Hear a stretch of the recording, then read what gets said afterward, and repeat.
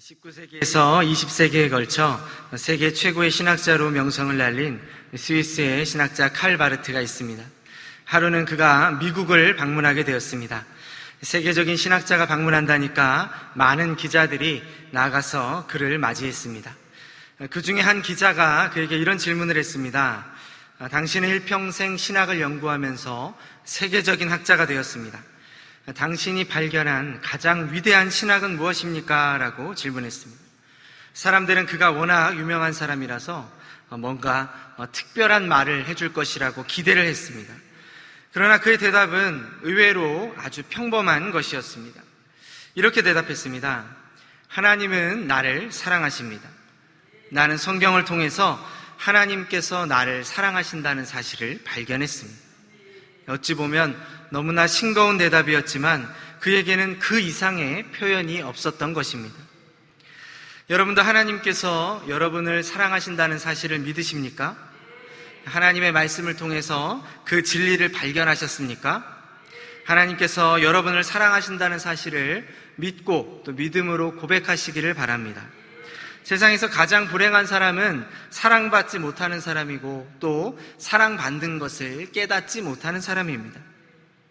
예전에 베스트셀러 가운데 마음을 열어주는 101가지 이야기라는 유명한 책이 있었습니다.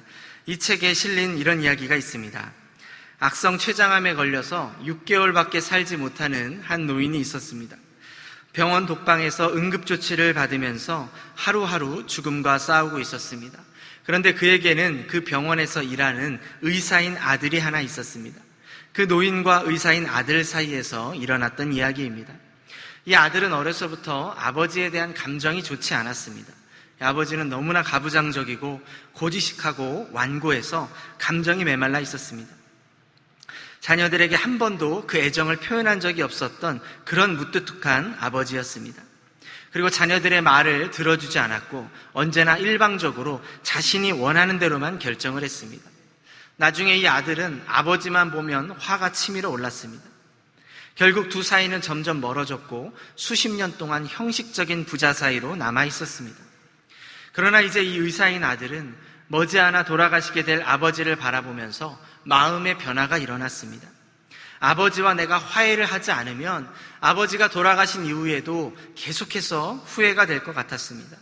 그래서 어느 날 병문안을 가서 아버지의 방을 찾아 들어가서 아버지에게 이렇게 이야기를 합니다. 아버지, 제가 이제는 아버지를 마음으로 받아들이고 아버지를 사랑하고 싶어요 라고 했습니다. 그리고는 아버지를 꽉 껴안아 주었습니다. 아들이 느닷없이 자신을 껴안으니까 이 아버지는 너무나 긴장해서 고슴도치처럼 가시를 세우듯이 빳빳하게 굳어서 안기지를 않는 것입니다. 그렇지만 아들은 몇 번이나 계속 가서 같은 행동을 반복했습니다. 그러던 어느 날 아들의 마음속에는 화가 났습니다. 내가 이렇게까지 하는데 여전히 아버지는 변함이 없구나. 나를 받아주지 않는구나 라는 마음이 들었습니다. 그렇지만 한편으로는 이렇게까지 하지 않으면 아버지께서 돌아가신 후에 너무나 후회가 될 것 같았습니다. 그리고 끊임없이 병문안을 다시 가서 아버지를 안아주었습니다. 아버지가 말을 잘 안 들으면 이렇게 이야기하며 아버지를 독촉했습니다. 아버지, 팔을 좀 제 어깨에 둘러보세요. 저를 좀 꽉 좀 안아보세요. 좀 더 힘있게 안아보세요. 아들은 계속 아버지를 유도했습니다. 아버지의 긴장된 자세가 풀어지는 데는 그 후로도 몇 달이 걸렸습니다. 그러나 나중에는 놀랍게도 그 아버지가 아들이 찾아오면 먼저 안아주는 것입니다. 그리고 두 사람 사이에는 점점 더 애정을 가지고 서로를 바라보는 그런 관계가 형성되었습니다. 그리고 그러던 어느 날 아버지가 아들에게 이렇게 이야기했습니다. 얘야, 나도 널 사랑했단다. 사실은 나도 널 많이 사랑한단다. 평생 아버지로부터 한 번도 들어보지 못한 이야기를 이 아들은 듣게 된 것입니다. 아버지의 사랑의 표현, 애정의 표현을 여기서 처음으로 듣게 된 것입니다. 해롤드 블룸필드라고 하는 이 주인공이 쓴 이야기를 읽으면서 저는 이런 생각을 해보았습니다. 하나님은 나를 얼마나 많이 안아주셨나? 하나님은 그렇게 나를 안아주시는데 나는 과연 어떤 모습으로 하나님의 품에 안겼나? 빳빳하게 가시를 세운 고슴도치와 같이 그런 모습으로 하나님께 다가서지는 않았나, 이런 생각을 해보았습니다. 그러나 하나님께서 수백 번이고 수천 번이고 지금까지 우리를 안아주셨기 때문에 우리도 모르게 우리의 입술에서는 하나님 사랑해요, 하나님 사랑합니다 라는 이런 고백이 절로 나오게 되는 것 같습니다. 하나님이 우리를 사랑하신다는 이 사랑에 대한 확신이 있게 된다면 우리도 모르게 하나님을 사랑한다고 고백하는 행복한 사람들이 되는 것입니다. 오늘 우리가 읽은 본문은 복음의 비밀을 다 밝히고 난 후에 사도 바울이 그 가슴에서 끓어오르는 그 감격과 기쁨을 주체할 수가 없어서 외치는 고백입니다. 찬양이고 사랑의 확신이라고 이야기할 수가 있습니다. 사도 바울은 6가지 질문의 형식을 빌어서 하나님을 찬양하고 있습니다. 이 질문에는 유대인들이 즐겨서 사용하는 열거법과 반문법이 사용되어 있습니다. 그 질문을 하나씩 보겠습니다. 첫 번째는 우리가 무슨 말 하리요? 그랬습니다. 우리가 무슨 말 하리요? 두 번째는 누가 우리를 대적하리요? 그랬습니다. 세 번째는 어찌 그 아들과 함께 모든 것을 우리에게 은사로 주지 아니하겠느냐라고 말합니다.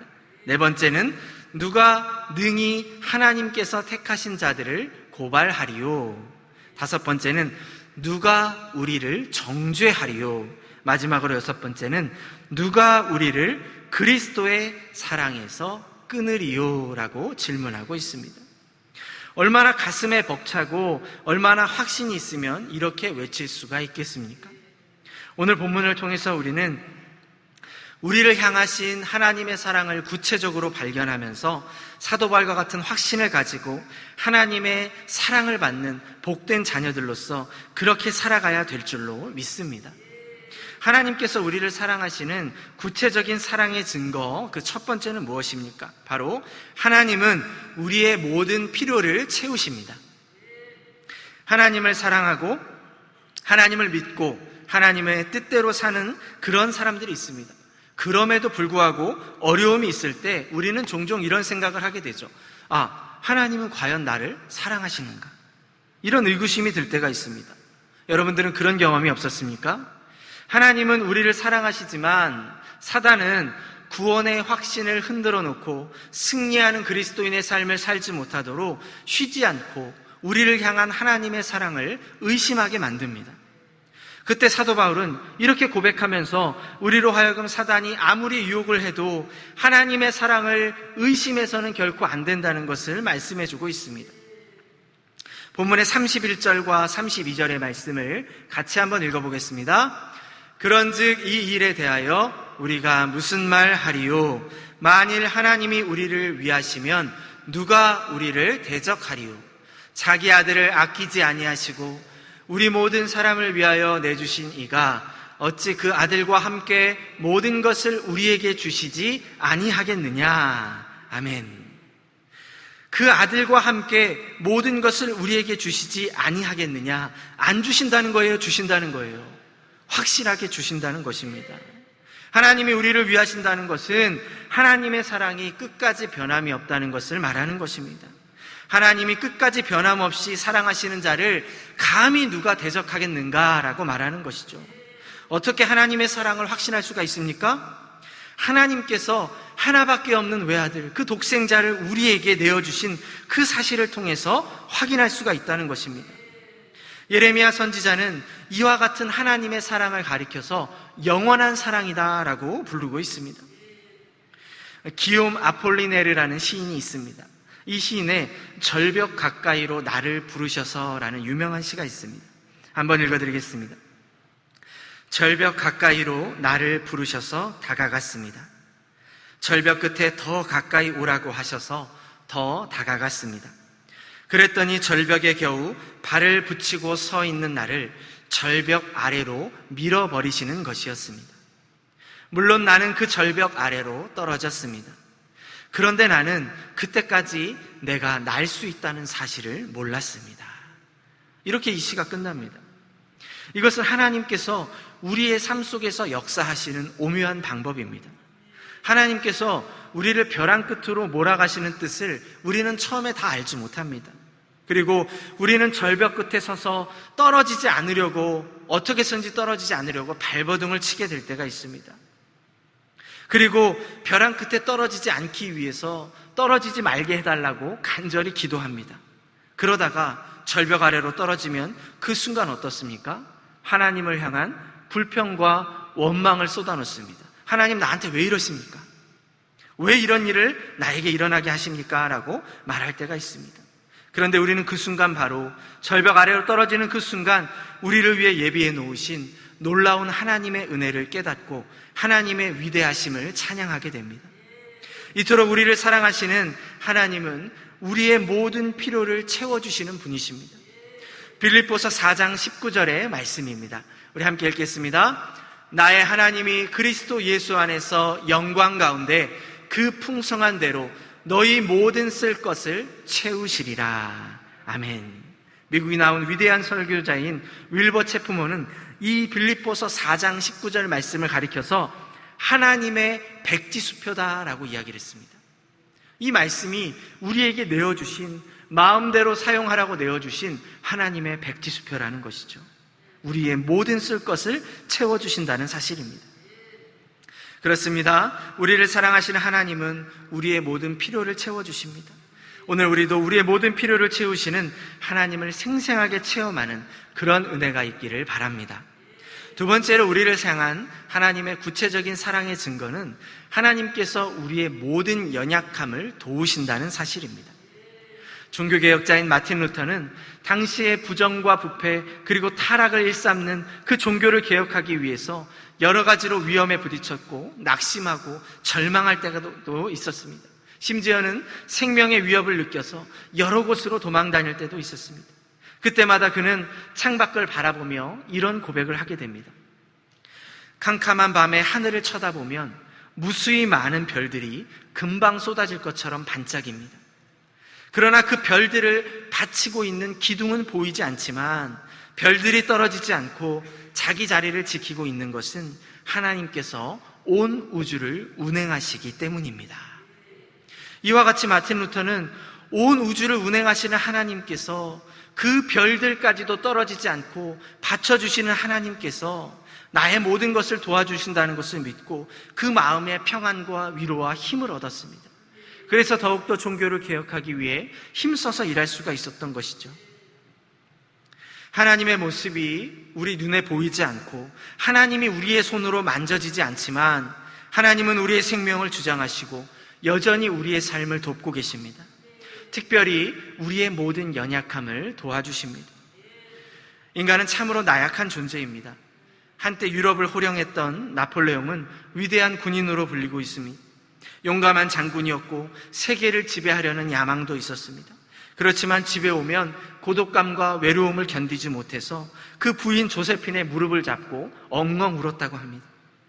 겉으로는 용감하고 의지가 강하고 대단한 사람처럼 보이지만 그 실상을 들여다보면 여전히 연약한 인간에 불과하다는 것입니다.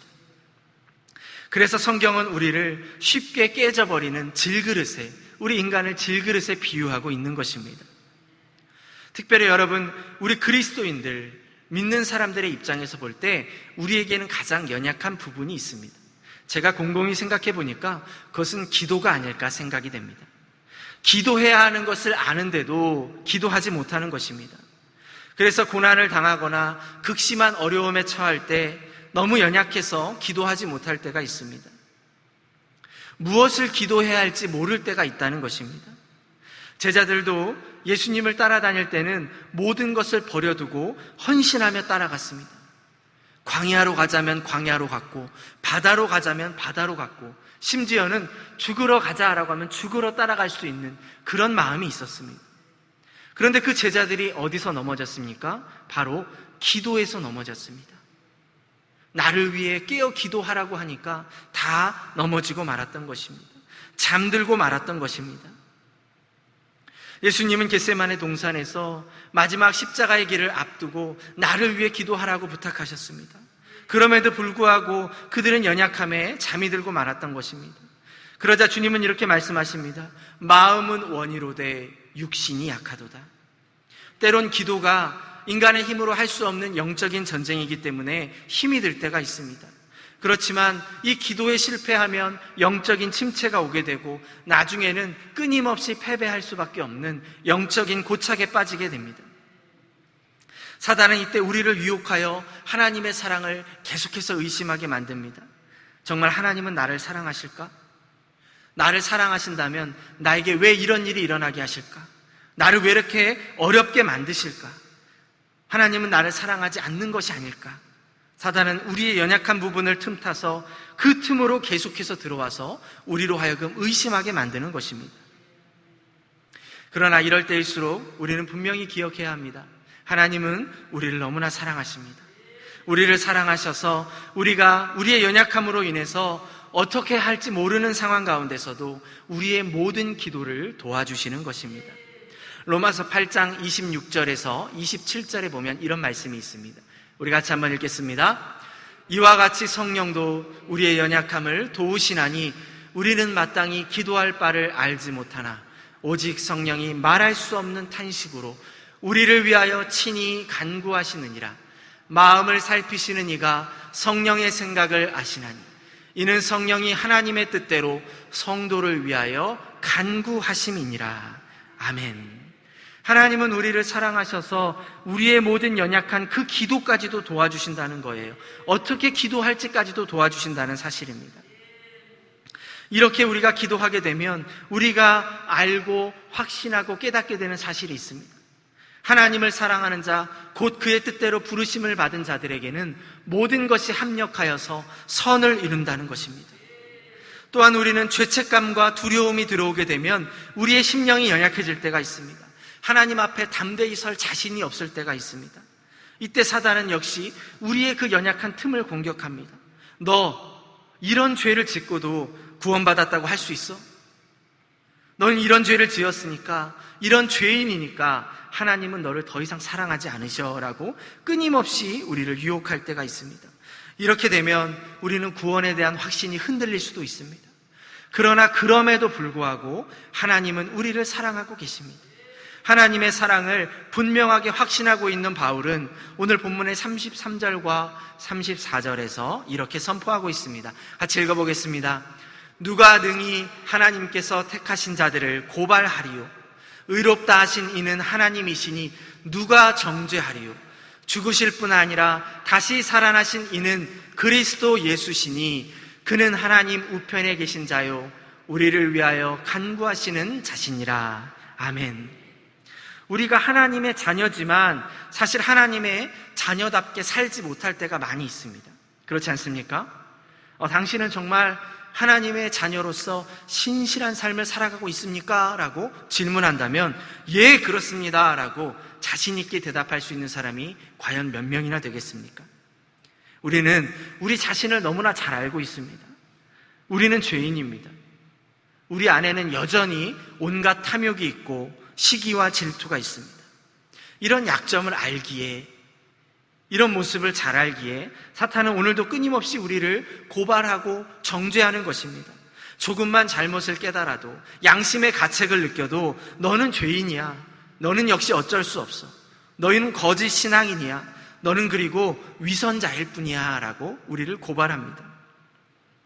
사탄은 이런 송사와 정죄를 통해서 우리를 무너지게 만듭니다. 죄책감에 시달리게 하고 궁극적으로는 하나님과의 관계에서 멀어지게 하는 것입니다. 죄와 사망의 법에서 해방된 사람의 확신은 무엇입니까? 무엇입니까? 바로 누가 고발하리요라는 이런 외침이죠. 누가 정죄하리요? 무슨 뜻입니까? 우리가 이러한 사단의 송사와 고발을 당할 수도 있지만, 정죄를 당할 수도 있지만, 이런 고발과 정죄는 더 이상 우리에게 아무 의미가 없다는 것입니다. 왜 그렇습니까? 첫 번째는 의롭다 하신 이가 하나님이시기 때문입니다. 이것은 무슨 말이냐면 하나님께서 재판장이십니다. 재판장이 우리에게 무죄를 선고한 겁니다. 재판장이신 하나님께서 우리를 의롭다 하신 것입니다. 두 번째는 예수님께서 그 하나님 보좌 우편에서 우리를 위하여 기도하고 계시기 때문입니다.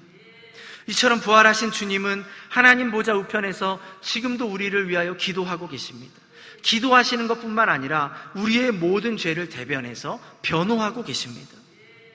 우리를 사랑하시는 하나님께서 이토록 우리를 도와주십니다. 요한일서 2장 1절에 보면 이런 말씀이 있습니다. 만일 누가 죄를 범하여도 아버지 앞에서 우리에게 대언자가 있으니 곧 의로우신 예수 그리스도시라. 아멘. 사단이 우리를 고발하고 정죄할 때마다 우리 주님께서 친히 우리의 대언자가, 대변자가 되어주신다는 사실입니다. 그리고 우리를 죄에서 구원하시기 위해서 죽으시고 부활하신 그리스도께서 지금도 기도하심으로 우리를 돕고 계신다는 사실입니다. 여러분, 하나님은 우리를 사랑하십니다. 하나님은 우리의 모든 연약함을 도우십니다. 그 하나님을 믿고 의지하는 삶을 살아가시기를 간절히 소망합니다. 마지막으로 세 번째, 하나님께서 우리를 사랑하시는 구체적인 증거가 있습니다. 그것은 하나님은 우리의 모든 시험을 이기게 하신다는 사실입니다. 우리 신앙생활에서 그 확신을 흔들어 놓을 수 있는 적이 있다면 생명을 위협하는 무서운 시험일 것입니다. 아무리 믿음이 좋은 사람이라 할지라도 그 생명의 위협을 느끼는 순간 그 평안할 때 가졌던 믿음의 확신이 흔들릴 때가 있습니다. 오늘 본문의 35절과 36절에 보면 이렇게 말씀합니다. 같이 읽겠습니다. 누가 우리를 그리스도의 사랑에서 끊으리요? 환난이나 곤고나 박해나 기근이나 적신이나 위험이나 칼이랴. 기록된 바 우리가 종일 주를 위하여 죽임을 당하게 되며 도살당할 양같이 여김을 받았나이다 함과 같으니라. 아멘. 이 말씀을 읽어보면 이것이 얼마나 무서운 여건입니까? 세상에서 우리를 위협할 수 있는 가장 무서운 것들이 여기에 다 기록되어 있습니다. 환난, 곤고, 박해, 기근, 적신, 위험, 칼, 어느 것 하나도 우리가 만만히 볼 것이 없습니다. 두렵지 않은 것이 없습니다. 여기서 말하는 환난은 원래 로마 시대에 곡식을 타작할 때 쓰던 이 트리볼림이라는 타작기에서 온 말입니다. 거기도 타작기가 있었죠. 우리로 말하면 무엇입니까? 일종의 도리깨라고 할 수 있습니다. 타작 마당에다 곡식을 넣어놓고 도리깨로 내려치면 어떻습니까? 나달이 떨어지게 되죠. 바로 그걸 말하는 거예요. 믿는 자들을 마당에다 널어놓고 이 도리깨로 치듯이 그렇게 핍박을 한다는 것입니다. 그런 환난을 말하는 것이죠. 곤고란 무엇입니까? 정신적으로 고통을 당하게 만드는 것입니다. 머리가 터질 것 같은, 미칠 것 같은 그런 고통을 주며 압박을 하는 것입니다. 박해는 노골적으로 드러나는 핍박입니다. 속으로 하는 것이 아니라 겉으로 드러나는 노골적인 핍박을 박해라고 하죠. 기근은 잘 아는 것처럼 굶주림입니다. 적신은 헐벗음이죠. 실제 로마 시대였던 당시만 해도 많은 그리스도인들이 삶의 터전을 빼앗기고 농토를 잃어버리고 황무지로 동굴로 쫓겨갔습니다. 거기서 그들은 굶주림과 추위를 이기지 못해 서서히 죽어갔습니다. 이와 같이 육체적으로, 정신적으로, 영적으로 무서운 시련을 당하게 되면 우리는 하나님이 우리를 사랑하신다는 그 확신이 흔들릴 수밖에 없습니다. 마치 오늘 말씀에서 이야기하고 있는 도살장에 끌려가는 양과 같은 그런 신세가 된다고 우리가 생각해 보면 그런 최악의 조건에서 나는 믿음을 지킬 수 있습니다 라고 말할 수 있는 사람이 과연 얼마나 되겠습니까? 그러나 그것은 아무도 장담할 수가 없는 것입니다. 지금 여러분 예배드리는 것이 얼마나 어렵습니까? 우리 마음으로 결단하는 것도 어렵고 나와서 예배드리는 것도 쉽지 않은 상황에 있습니다. 앞으로 교회에 대한 핍박은 더욱더 심해질 것이고 예배를 드리는 것이 녹록지 않을 것입니다. 아무도 장담할 수가 없는 그런 신앙생활이 우리 앞에 놓일 것입니다. 그러나 그때 우리는 어떻게 해야 합니까?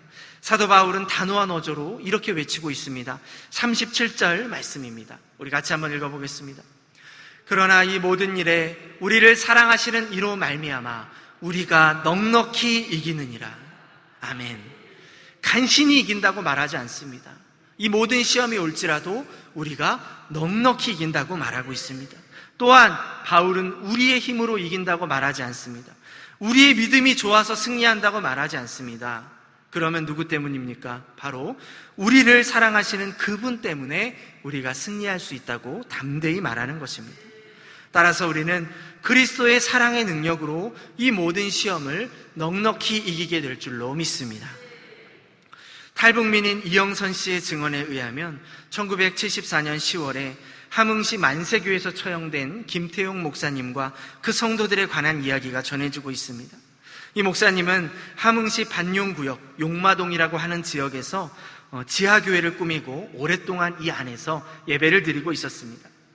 6.25 전쟁 당시에 이 예배당 입구가 폭격을 맞게 되어서 그 입구가 주저앉았고 이 밖에서는 이 예배당의 존재가 드러나질 않았습니다. 누구보다도 잘 알고 있었던 이 김태용 목사님은 성도들 몇 명과 함께 그 안에 들어가서 다시금 그 무너진 곳을 세우고 예배당으로 꾸며서 몰래 예배를 드리고 있었습니다. 이들이 발각되어서 체포되었을 때 지하교회 교인들은 모두 36명이었고 18살 청소년부터 78의 노인까지 다양한 연령층이 모여서 예배를 드리고 있었습니다. 그런데 이곳이 어떻게 드러나게 되었냐 하면 1972년 7.4 남북 공동성명이 발표되고 난 후에 북한에서는 토지 개발이 시작되었습니다. 그때 이 김일성이 주택지 재개발을 시작했고 많은 사람들이 주변에 그 땅들을 관찰하기 시작했습니다. 그러다가 우연히 이 교회가 발각되었고 이 안에서 예배를 드리던 사람들이 이때 체포되게 된 것입니다. 결국 이 김태용 목사님과 36명의 성도들은 만세교 다리 아래서 처형당하게 되었습니다. 그들이 교수형으로 처형당하기 전까지 마지막 그 죽음의 순간까지 그들의 입술에서는 찬송의 소리가 멈추지 않았다고 전해지고 있습니다.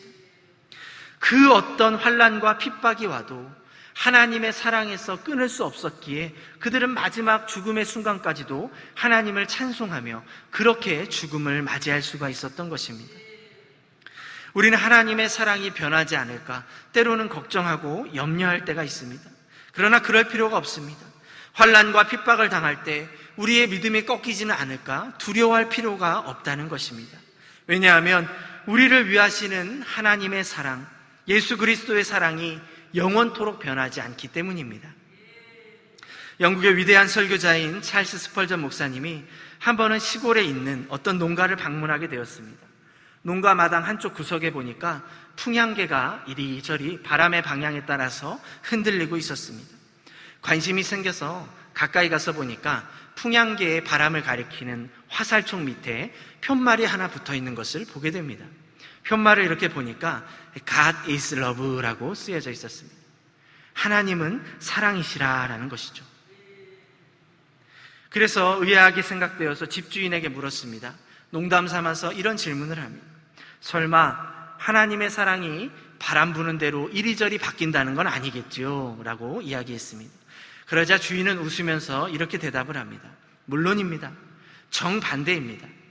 이것은 바람이야 어떤 방향으로 불든지 하나님의 사랑은 변함없다는 뜻으로 여기에 붙여둔 것입니다. 어떻습니까? 하나님의 사랑은 영원토록 변함이 없는 줄로 믿습니다. 어떤 상황이 생겨도 변함이 없다는 것입니다. 사랑하는 성도 여러분, 하나님은 우리를 사랑하십니다. 우리를 사랑하시는 하나님은 우리의 모든 필요를 채워주십니다. 우리의 연약함을 도우시며 우리를 모든 시험에서 승리하게 하십니다. 하나님의 사랑 안에는 비극이 없고 절망이 없으며 원망이 없습니다. 왜 그렇습니까? 하나님은 우리를 끝까지 사랑하시기 때문입니다. 본문의 38절과 39절의 말씀을 우리 한 번 더 읽도록 하겠습니다. 내가 확신하노니 사망이나 생명이나 천사들이나 권세자들이나 현재일이나 장래일이나 능력이나 높음이나 깊음이나 다른 어떤 피조물이라도 우리를 우리 주 그리스도 예수 안에 있는 하나님의 사랑에서 끊을 수 없으리라. 아멘. 누가 우리를 그리스도의 사랑에서 끊으리요? 이제는 우리가 이 질문에 스스로 답을 할 수가 있습니다. 그 사랑을 누구도 끊을 수가 없습니다. 오늘 예배하는 우리 모두 끊을 수 없는 사랑의 확신으로 가득 찬 믿음의 자녀들이 되시기를 주님의 이름으로 축원합니다.